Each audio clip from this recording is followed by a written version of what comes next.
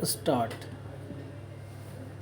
अक्टूबर 2024 से पहले सप्ताह में हिंदी के एक नामी प्रकाशक ने राजस्थान की राजधानी जयपुर में 4 दिवसीय किताब उत्सव का आयोजन किया। आयोजन में पुस्तक प्रदर्शनी और पुस्तकों पर चर्चा के सत्र आयोजित किए गए। यह उत्सव बहुत सफल रहा।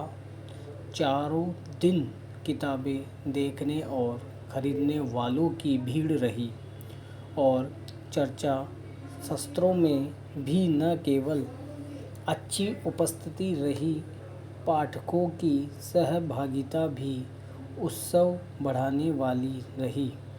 चर्चा है कि हिंदी का एक और बड़ा प्रकाशक निकट भविष्य में जयपुर में ही आयोजन करने वाला है।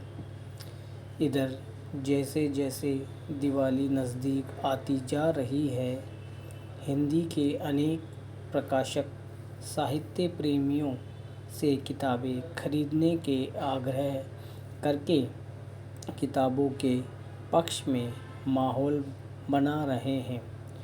वैसे इधर के कुछ अंतराल को छोड़ दे तो जयपुर में हर बरस पुस्तक मेले लगते रहे हैं और उनमें अच्छी खासी भीड़ भी उमड़ती रही है। लेकिन उन पुस्तक मेलों के उद्देश्यों आदि को लेकर लोगों के मन में अनेक प्रकार के संशय भी रहे हैं। मसलन यह है कि वहाँ साहित्यिक किताबें और स्थायी किताबें बहुत कम होती हैं। वहाँ लोग किताबें खरीदने के मकसद से कम और तफरीह के मकसद से ज़्यादा आते हैं।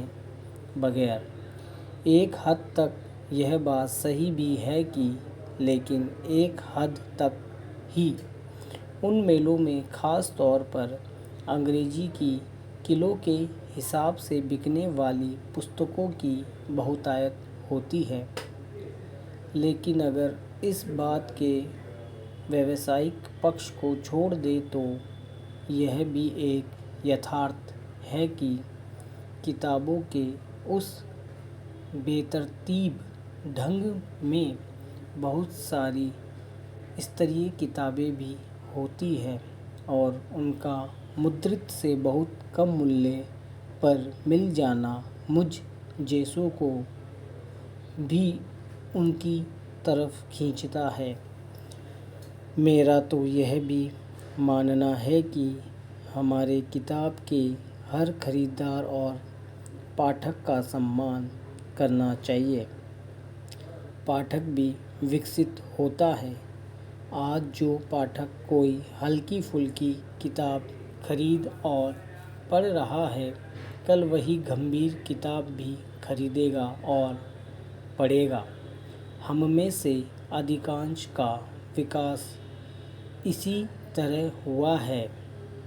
अगर अपनी बात कहूँ तो मैंने बचपन किशोरावस्था में कुशावाहा कांत, प्यारेलाल आवारा, गुलशन नंदा, कर्नल रंजीत वगैरह को खूब पढ़ा है।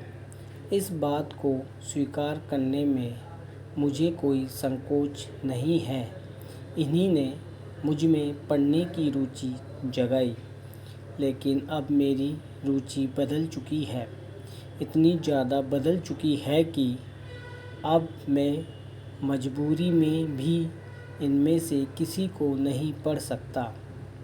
लेकिन इस बात को स्वीकार करना ही पड़ेगा कि इधर लोगों की पढ़ने की रुचि कम हुई है।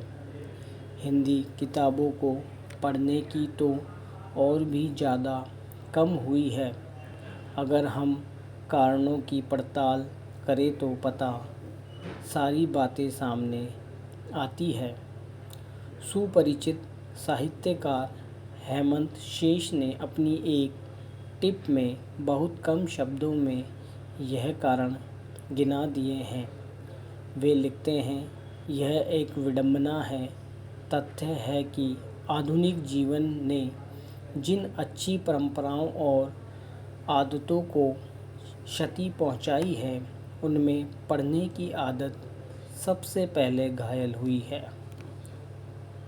बहुतेरे है कि इसके कारण हमारी यथाकथित दैनिक व्यवस्था, अच्छी पर सस्ती किताबों की अनुपलब्धता, पुस्तकालय और वाचनालयों की दुर्दशा, समाचार पत्रों द्वारा पठनीय किताबों की जानकारी समय पर न दे पाना, समीक्षा और आलोचना की संदिग्धता, घटिया साहित्य का बाजार पर एकाधिकार, मीडिया के अन्य संसाधनों का किताब पर अतिक्रमण, स्कूली स्तर पर किताबों के प्रति छात्रों में अनुराग न जगा पाने की दोषपूर्ण शिक्षा संरचना, साहित्य के प्रति दिनों दिन घटती